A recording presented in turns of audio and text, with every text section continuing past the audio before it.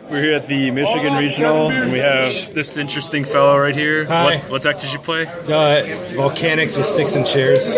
And what place did you get? 5th again. Alright, let's see it. What? Oh, okay. Put the cards down. So I played 3 of these. This card's really good. You want it? This is the best turn 1 monster. Actually, this is just the best monster all the time. You gotta play 3 of these. Drawing this in your opening hand without the trap card is awful, and drawing 2 of these is actually the worst. In one of my rounds against the Stellarknights, I drew 3 of these in a row. I just had to set him turn after turn to live, and then I drew in a rocket and won the game because he couldn't beat my floodgates, and this is 1900 attack.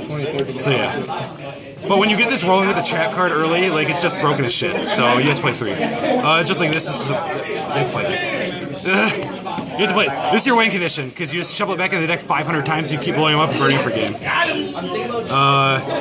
Yeah, I played these. Actually, aside from this a million times, this is your other win condition, because this deck draws so many goddamn cards all the time that you draw into these, and the moment you combo this with this, the game is over if they can't respond to it, because you just get so much advantage. So yeah, and then you play like Call the Haunted stuff to help these out as well. So I think this is like Stellarknights with these cards are really bad because you don't have ways to get to them. Shells are okay because you have ways to use it. This deck just turbos through the deck so goddamn fast that you get to them all the time no matter what. So it's awesome. I played 2 monks, actually retarded. This deck's like Infernity, where if Monk resolves turn 1, you actually just win the game. Because it either gets you Rocket, which gets you to the trap. It gets you Rocket, which gets you to the trap, and then you can Lavalval Chain and dump Shell to get Shell so you have a draw engine. Or you can just summon this if you have a chair in hand, the game's over. So Monk's really good. You side it out versus Necros and Shadaldo, because they all fucking play 3 Valor. And you side in Shadow versus Shadals anyways, so...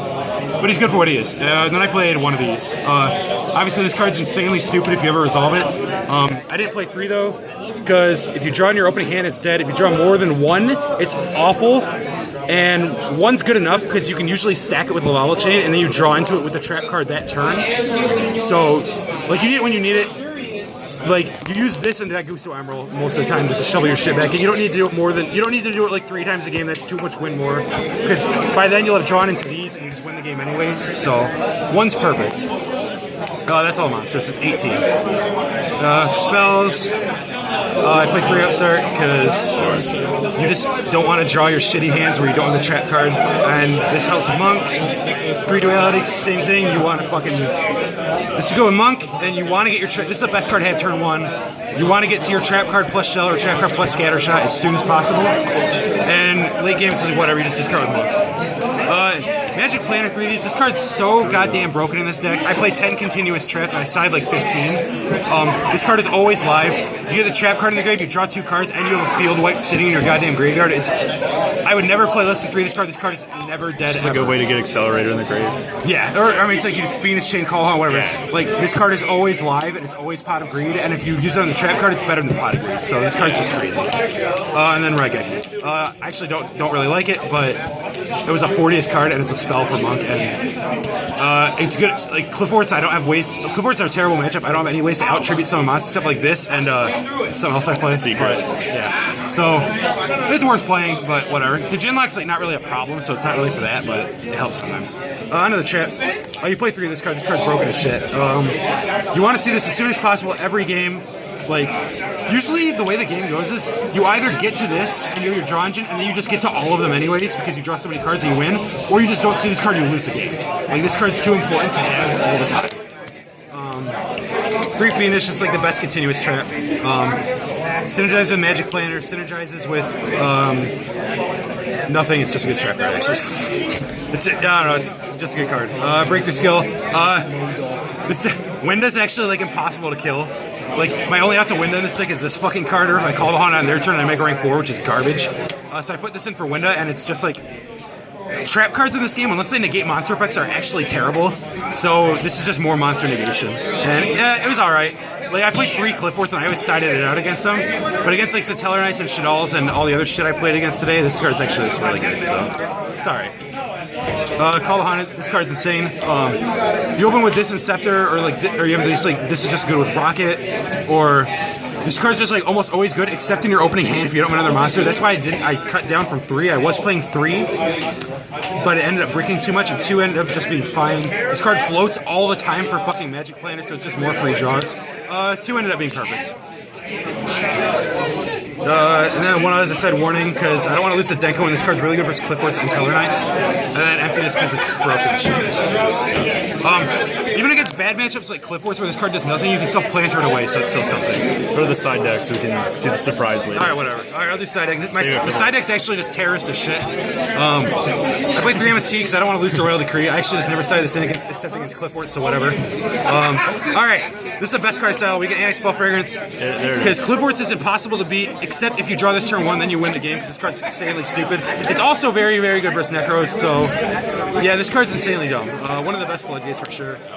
Yeah, I play this. Obviously, it's fucking Shadow Mirror. But, oh yeah, so I play like 12 continuous floodgates in my side deck. All these are even better because of Magic Planner. So if you have multiples, or they're just, or, you know, you don't really need them, you just draw into more goddamn cards. So this continuous traps on continuous traps just works. Light Mirror, same goddamn thing. So when I play against Stellarknights, even though I'm siding this in, I still keep the Seraphs in because the Seraphs are my win condition, and I don't have enough monsters in my deck actually when I take them out. Like, so even though it kind of conflicts sometimes, it doesn't really, because you still summon the chair, you still draw a card, and you can still make the Xyz, and if you make Ouroboros, you can still pop a card with Scepter and draw a card. You just can't make Delteros, but this card's too good against that deck not to play anyway, so it still works. And then 3 of this card.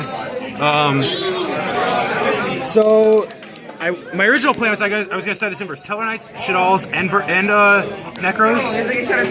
What ended up happening is I sided against Stellarknights, it was actually just kind of mediocre. I mean, it was good, but I just had like too many traps. I didn't have enough monsters, so I don't think I've decided against them in the future.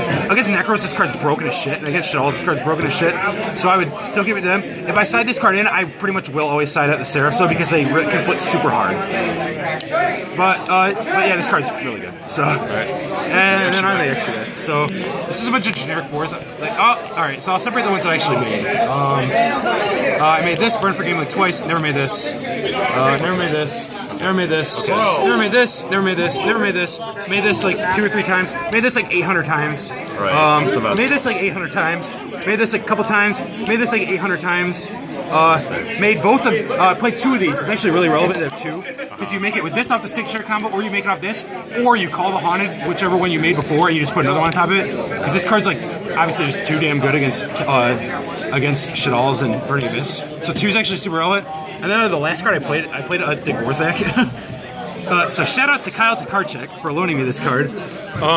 Originally, I just wanted to play it as a joke because I can actually make it with Ptolemaeus. But after my round 1, where I lost to Qliphorts, I actually realized that this card's actually relevant because it's my only way besides Raigeki to get over a tribute summon Qliphort monster because it's 3200 attack. And then like if you actually mill Qliphort monsters, which doesn't really happen because I don't play a lot, you can pop cards too. But in round 1, I tried to make this, and it would have won me the game, but he light mirrored my Ptolemaeus, and I was super sad.